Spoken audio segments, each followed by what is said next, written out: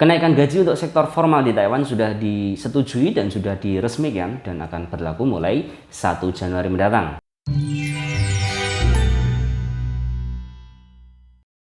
Nah, halo teman-teman semuanya yang ada di Taiwan, kabar bahagia ya untuk teman-teman yang bekerja di sektor formal khususnya ya, dimana 1 September kemarin itu Taiwan sedang atau MOL, Kementerian Tenaga Kerja Taiwan kan mengadakan rapat resmi pemutusan kenaikan gaji, di mana kenaikan gaji disepakati menjadi 26.400 atau sekitar 12 sampai 13 jutaan ya tergantung kurs.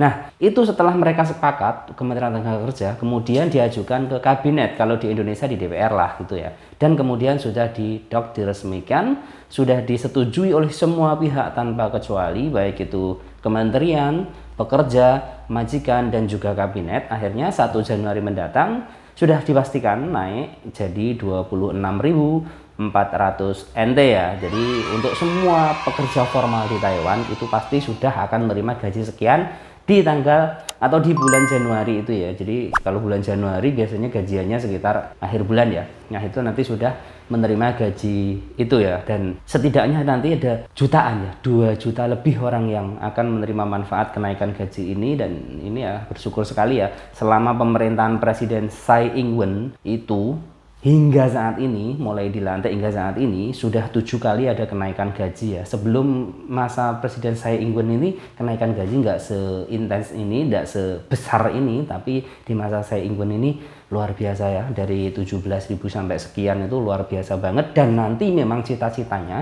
Presiden Tsai Ing-wen itu menurut informasi sebelum dia turun jabatan atau masa jabatannya habis, gaji di Taiwan itu sudah harus 30.000 NT ya. Yaitu suatu kabar yang bahagia banget tentunya bagi para pekerja migran di Taiwan, karena ketika UMR-nya naik maka ya gaji mereka akan naik gitu loh. Walaupun secara fakta ya orang Taiwan itu nggak ada yang gajinya segitu, rata-rata orang Taiwan gajinya 40.000 ke atas ya. Tapi kalau kita udah dikasih standar seperti itu, minimal dapat standar itu ya alhamdulillah ya untuk sektor formal. Tapi ini ada dampaknya juga ya, jadi kita tunggu aja beritanya nanti beberapa hari lagi.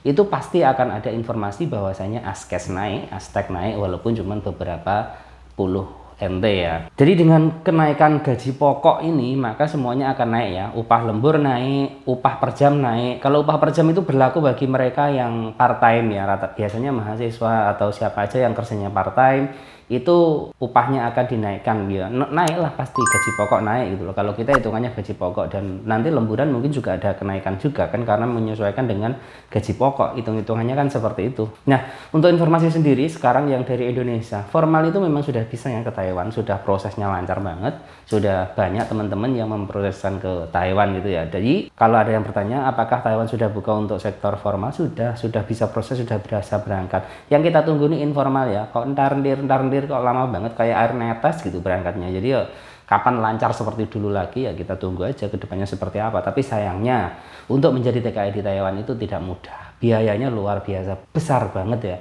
Saya tuh tanya 1-2 sponsor PJTKI itu, mereka rata-rata kasih harga itu ya 50 sampai 75 juta. Kalau 50 sampai 75 juta itu berapa bulan akan balik modal, sedangkan biaya segitu masih harus potong gaji lah, 6 bulan, 8 bulan masih ada potong gaji untuk makan, untuk ini mereka harus bayar utang juga. Itu banyak banget yang mengeluh ya. Jadi apalagi dari Indonesia kita nggak ada modal, katanya dulu dari BP2MI ada program KUR itu dan sebagainya. Ternyata faktanya di lapangan itu tidak semua bisa mengajukan KUR ya. Orang yang nggak punya biaya sama sekali itu ya kesusahan menjadi TKI. Nah, semoga aja ke depan teman-teman yang akan jadi TKI itu bisa dipinjemin free semuanya ya, baik itu TKW maupun TKL, formal maupun informal. Harapan kita bisa bekerja ke Taiwan tanpa biaya sama sekali.